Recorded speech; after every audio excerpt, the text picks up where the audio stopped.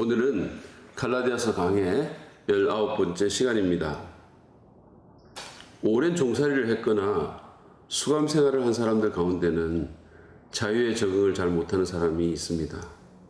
불안정하고 책임이 따르는 자유보다는 차라리 종살이의 안전을 원하는 것입니다. 네, 여러분, 이런 영적으로도 일어날 수 있습니다. 성령의 인도 가운데 믿음으로 안전지대를 떠나서 그리스도께서 주신 자유를 누리며 살기보다 율법주의의 속박과 거짓 안전으로 돌아가는 것입니다. 갈라디아 성도들이 꼭 그랬습니다. 바울은 그런 그들에게 그 시도가 얼마나 위험한 일이며 말도 안 되는 일인지 알려주고 기독교인의 자유를 지키며 누리라고 권면합니다.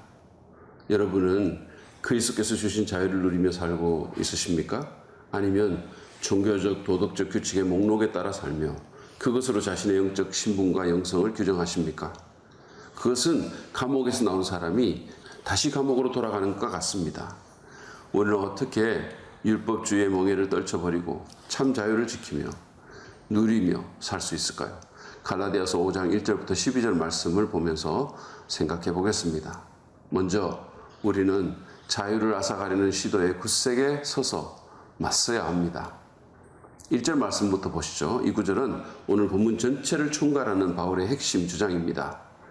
그리스도께서 우리를 해방시켜 주셔서 자유를 누리게 하셨습니다. 그러므로 굳세게 서서 다시는 종살이의 멍에를 매지 마십시오. 한 학자는 이 구절을 그리스도인의 마그나 카르타라고 말합니다. 자유의 대헌장이라는 뜻이죠. 바울은 예수님이 우리를 해방시켜 자유를 누리게 하셨다고 선포합니다. 그분이 십자가에서 우리를 위해 죽으셨고 우리의 죄값을 다 지불하셨습니다. 그리고 그분을 믿음으로써 우리는 죄의 형벌과 율법의 저주와 심판의 두려움에서 해방되었습니다. 뿐만 아니라 그분은 우리를 성령의 능력에 의해 자유로이 하나님께 순종하고 다른 사람들을 사랑하며 섬기는 삶을 살 수 있게 해주셨습니다. 언제든지 기도와 예배를 통해 하나님의 임재 안으로 들어갈 수 있게 하셨고 영적으로 성장할 수 있게 해주셨습니다. 이 모든 일을 위해 우리가 지불한 것은 아무것도 없습니다. 그분이 우리의 자유에 필요한 모든 것을 다 지불하셨습니다. 그렇기 때문에 굳게 서서 다시는 종살이의 멍에를 매지 말라고 바울은 권면합니다. 자리를 잡고 진지를 내주지 말라는 것이죠. 여러분, 굳세게 서서라는 말을 들으면 무슨 생각이 나십니까? 저는 삿발을 잡고 버텨선 씨름 선수의 우람한 다리가 생각납니다. 그렇게 맞서라는 것이죠. 7절부터 12절에서 바울은 우리의 영적인 자유를 찬탈하고 다시 율법주의의 멍에를 사람들의 목에 두려는 자들에게 강하게 맞서는 모습을 보여줍니다. 그는 그들을 갈라디아 성도들의 영적인 경주를 가로막는 방해 세력으로 규정하면서 그들의 가르침이 하나님에게서 나온 것이 아님을 분명히 밝힙니다. 그는 또한 마치 적은 누룩이 반죽 전체를 부풀게 하듯이 그들의 오류가 온 교회에 악영향을 줄 것이라고 경고하면서 그들에 대한 심판을 선포합니다. 가장 충격적이고 심한 말은 12절에 있습니다. 할례를 가지고 여러분을 선동하는 사람들은 차라리 자기의 그 지체를 잘라버리는 것이 좋겠습니다. 바울은 갈라디아 성도들에게 할례 받으라고 강요하는 그 사람들은 차라리 고자가 되었으면 좋겠다고 말하는 것입니다. 심한 말이죠. 점잖은 사람의 입에서 나올 말이 아닙니다. 여러분, 바울이 왜 이렇게 강하게 말합니까? 그것은 그들이 예수 더하기 할례를 주장함으로 복음을 변질시키고 예수님께서 주신 자유를 누리지 못하게 했기 때문입니다. 주님 주신 자유의 땅에 버티고 서서 맞서십시오. 그래야 성령의 자유함 가운데 건강한 신앙생활을 할 수 있습니다. 누가 말한다고 무조건 따라가지 마십시오.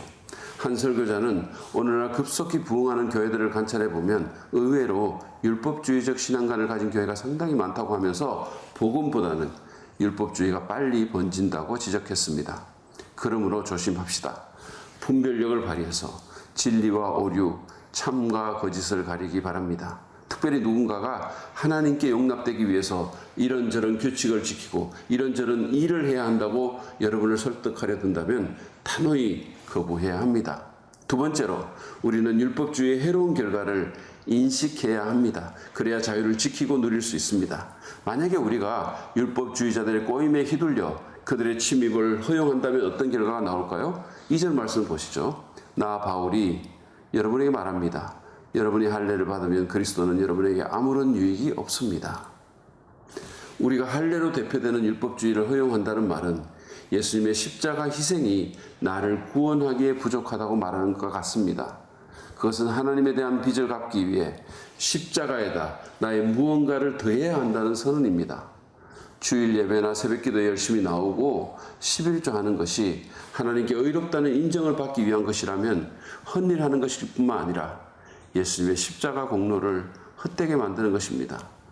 기억하시기 바랍니다. 하나님은 우리의 행위와 상관없이 우리를 사랑하시고 우리가 죄인 되었을 때 예수님은 우리 위해 십자가에 희생시켜 주셨습니다. 율법주의는 하나님의 그 십자가 은혜를 헛되게 만듭니다. 율법주의의 해로운 결과는 그것뿐만이 아닙니다. 만약에 우리가 율법주의의 체제로 다시 돌아가게 되면 우리는 전체 율법을 다 지켜야 하는 의무를 지게 됩니다. 3절 말씀 보시죠. 내가 할례를 받는 모든 사람에게 다시 증언합니다. 그런 사람은 율법 전체를 이행해야 할 의무를 지닙니다. 물론 아무도 모든 율법을 다 지킬 수 없습니다. 그러므로 율법주의의 체제 안에서 우리는 어쩔 수 없이 죄책감과 두려움에 빠질 수밖에 없습니다. 바울은 또한 율법주의는 우리를 그리스도에게서 끊어지게 할 것이라고 합니다. 4절 말씀 보시죠. 율법으로 의롭게 되려고 하는 사람은 그리스도에게서 끊어지고 은혜에서 떨어져 나간 사람입니다. 여러분, 율법주의는 결코 우리를 하나님 앞으로 이끌지 못합니다. 거룩하신 하나님은 우리의 종교행위나 도덕적인 노력에 근거해서 우리를 받아들이시지 않으십니다. 왜냐하면 이사야 선지자가 말한 것처럼 우리의 최고의 행위도 하나님께는 더러운 걸레와 같기 때문입니다. 오해하지 마십시오. 율법 자체가 나쁜 것은 아닙니다. 문제는 율법이 아니라 율법주의입니다. 율법주의가 무엇인가요? 그것은 율법을 지켜서 하나님의 호의를 따내려는 시도입니다. 내 노력으로 하는 종교생활, 도덕주의가 바로 이 율법주의입니다. 이 율법주의와 은혜의 복음은 같이 갈 수 없습니다. 여러분이 율법주의를 받아들인다면 구주이신 예수님을 거절하는 것입니다. 율법주의는 해롭습니다. 담배보다, 중성지방보다, 심지어 마약보다도 더 해롭습니다. 그것은 우리의 영혼을 병들게 하고 예수 그리스도와 그분의 은혜에서 우리를 끊어놓을 것입니다. 우리는 주님이 주시는 양심의 자유와 성령의 신선한 바람을 전혀 누리지 못하고 마치 종처럼 코가 깨인 채 신앙생활을 하게 될 것입니다. 이 율법주의의 해로운 결과를 깊이 인식하고 그런 시스템에서 나오시기를 바랍니다. 마지막으로 우리는 성령의 도움 가운데 믿음으로 살아야 합니다. 그래야 자유를 지키고 누릴 수가 있습니다. 바울은 5절 6절에서 율법주의적 삶의 대안을 제시하고 있습니다. 그것은 복음적인 신자가 살아가는 삶의 특징입니다. 5절을 보시죠. 그러나 우리는 성령을 힘입어서 믿음으로 의롭다고 하심을 받을 소망을 간절히 기다리고 있습니다. 율법주의자는 자기 공로를 갖고 하나님께 나아가려고 하기 때문에 구원을 따내기 위해 열심히 일해야 합니다. 그는 구원의 확신을 갖지 못하고 죽을 때까지 노심초사하며 자기 공로를 쌓을 것입니다. 그러나 은혜의 복음을 믿는 참된 신자는 의롭다 하심을 받을 소망, 다시 말해서 우리 구원의 완성, 천국의 유업을 믿음으로 기다립니다. 우리는 구원을 받기 위해 일하지 않습니다. 예수님께서 우리의 구원을 위해 모든 일을 하셨기 때문이죠. 또한 우리는 이미 예수님을 믿음으로 값없이 의롭다함을 받았기 때문에 우리의 구원이 완성될 것이고 우리가 천국에서 주님과 영원을 함께 보낼 줄을 압니다. 성령께서 우리 마음속에 그런 확신과 소망을 주십니다. 그리고 인내하게 하시고 영적으로 살아있게 하시죠. 뿐만이 아닙니다. 6절은 복음적인 신자의 또 다른 삶의 특징을 이렇게 묘사합니다. 한번 보시죠. 그리스도 예수 안에서는 할례를 받거나 안 받는 것이 문제가 되는 것이 아닙니다. 가장 중요한 것은 믿음이 사랑을 통하여 일하는 것입니다. 율법주의는 세세한 규칙 준수에 집중합니다. 그러나 바울은 할례나 비할례가 비본질적인 것이라고 했습니다. 그럼 본질은 무엇입니까? 바로 믿음입니다.